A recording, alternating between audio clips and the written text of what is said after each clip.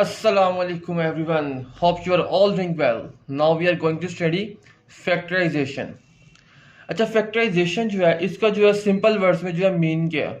तो इसका जो सिंपल वर्ड में मीनिंग है वो ये है कि आपने जो है ना कोई भी आपको इक्वेशन दी गई है ना तो आपने उसको सिंप्लीफाई करना है, उसकी आपने सिंप्लीफिकेशन करनी है, या दूसरे लफ्ज़ों में इसको कहा जा सकता है कि आपने जो है उसके जो है ना फैक्टर्स बनाने हैं। ठीक है जी। अब इसकी जो है शुरुआत करते हैं हम। सबसे पहले जो है हमें एक इक्वेशन दी गई है ए बी प्लस ए सी। अब सबसे पहले फैक्टराइजेशन में जो होता है ना सिंप्लीफिकेशन किस तरह कर सकते हैं। आप फैक्टराइजेशन में सबसे पहले सिंप्लीफिकेशन कर सकते हैं, जो चीज़ कॉमन आ रही है ना उसको आप कॉमन ले लेंगे। ठीक है, जो चीज़ ब्रैकेट में कॉमन होगी उसको आप कॉमन ले लेंगे। जैसे ए बी प्लस ए सी है ना, तो इसमें कॉमन क्या आ रहा है, ये जो ए वैल्यू है ना ये कॉमन आ रही है, तो इसको जो है हम कॉमन ले लेंगे, ए कॉमन ले लेंगे एंड बी प्लस सी जो है एज इट इज ब्रैकेट के अंदर आ जाएगा। ठीक है, और ये जो है अब ये दो फैक्टर बन गए, ए जो है एक फैक्टर है और जो बी प्लस सी है ये सेकंड फैक्टर है। तो सबसे पहले फैक्टराइजेशन में हमने क्या करना है, आपने जो है फैक्टराइजेशन जो है सिंप्लीफिकेशन में सबसे पहले जो है कॉमन लेने से जो है ना सिंप्लीफिकेशन होती है। सेकंड बात, 5a minus 5b plus 5c। इसमें भी सबसे पहले हमने देखना कॉमन क्या चीज आ रही है। 5a minus 5b plus 5c में कॉमन जो है ये 5 आ रहा है। आप 5 जो है वो कॉमन ले लेते हैं और a माइनस बी प्लस सी, ये जो है ये अनकॉमन चीजें तो ये जो है ब्रैकेट के अंदर आ जाएंगी और ये जो है हमारी फैक्टराइजेशन हो गई है। अब एक फैक्टर जो है इसका ये 5 है एंड सेकंड फैक्टर जो ये a माइनस बी प्लस सी जो है ये सेकंड फैक्टर है। तो आपने देखिए जैसे इसको जो हम सिंप्लीफाई कर रहे हैं सिर्फ इसको इक्वेशन को, फैक्टराइजेशन बेसिकली है simplification. Third, 5a minus 5b minus 15c। अब इसमें देखिए इसमें भी 5 आ रहा है, यहाँ भी 5 आ रहा है, यहाँ भी 15 आ रहा है। अब 15 जो है ये 5 के टेबल में आता है, हमने देखना है तो 5 3 15 होता है, तो 3 जो है ये कॉमन, 5 जो है कॉमन आ जाएगा और 3c जो है हम वो लिख देंगे। तो इसकी फैक्टराइजेशन क्या होगी, 5 जो है वो कॉमन आ गया, a इसी तरह आ गया। इसको बेसिकली पता है करते हैं, इसको ऐसे करते हैं, ये 5 इंटू 1a होता है, फिर उसके बाद 5 माइनस 5 कॉमन लिया हुआ है तो ये 1b होगा, और ये 5 3 15 होगा तो माइनस 3c होगा। 1a minus 1b minus 3c, और इसको 1 लिखे या ना लिखे ये जो है एक बराबर ही होता है। यहाँ पे मल्टीप्लिकेशन जो हो रही है, क्योंकि 1 को मल्टीप्लाई करेंगे a के साथ या 1 को मल्टीप्लाई करेंगे b के साथ, तो आंसर जो है वो a या b आएगा। ठीक है जी। अब ये जो है 5 ये 5 जो है ये भी फैक्टर है, और ये जो ब्रैकेट में जो चीजें हैं ये भी जो है एक फैक्टर बन गया। ठीक है जी। अब उसके बाद जो है फैक्टराइजेशन की जो है सेकंड टाइप है। अच्छा, इसमें आपको ना इक्वेशन का थोड़ा ध्यान रखना पड़ता है, और इसमें कुछ फॉर्मूलाज भी हैं जो आपको याद करने पड़ेंगे, वो आगे जाके मैं आपको बताऊंगा कैसे याद करने। अब यहाँ पे जो है ऊपर जो है हमें जो है तीन तीन की इक्वेशन दी हुई गई, यानी कि एक इक्वेशन में तीन जो थे वो थे डिजिट से, तीन चीजें थी, तीन वैल्यूज दी हुई थी। अब यहाँ पे हमें जो है चार वैल्यूज दी हुई हैं। ठीक है, अब आपने देखना है ये चार वैल्यूज को ना आपने देखना कि इनमें कॉमन क्या आ रहा है। 3x minus 3a plus x y minus a y. अब पहली जो दो वैल्यूज है इसमें 3 कॉमन आ रहा है, और बाकी वैल्यूज में देखें तो कुछ भी इस तरह कॉमन नहीं आ रहा।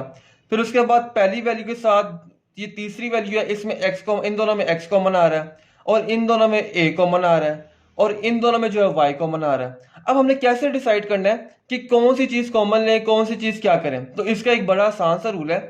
आसान रूल यह है कि आपने वो दोनों जो है ना वैल्यूज इकट्ठी करनी है कि जिनका जो है अगर हम कॉमन लेना तो जो ब्रैकेट के अंदर चीजें आई ना वो एक जैसी हैं दोनों वैल्यूज की। अब इसको कैसे करना है, इसको देखें ऐसे करना है।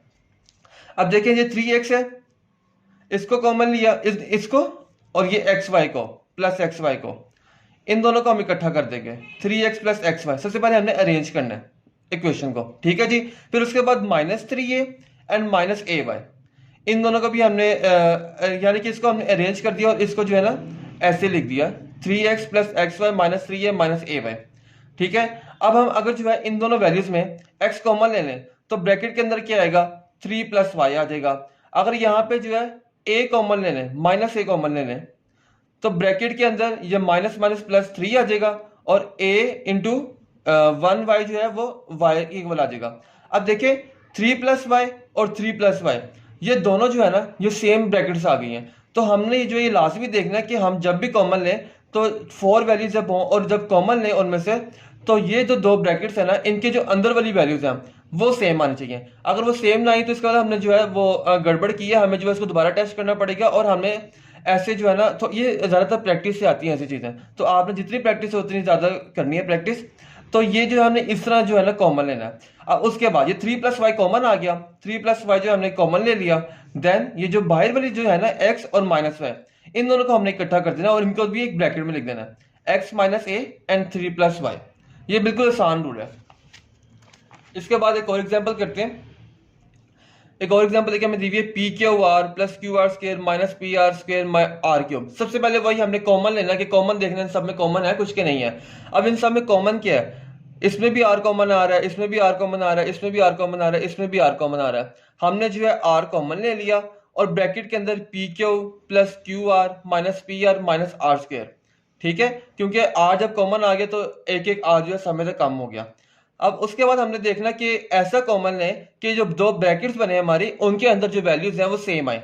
तो ऐसा कॉमन कौन सा बनता है, ऐसा कॉमन जो बन रहा है वो ये बन रहा है PQ + QR। ये बिल्कुल सही जो है अरेंज हुआ है।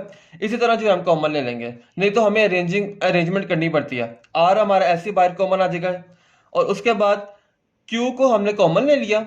ठीक है, Q को जब कॉमन लिया तो अंदर जो रह गया वो P रह गया और R रह गया, क्योंकि Q जो है वो खत्म हो गया। ठीक है, P और R रह गया।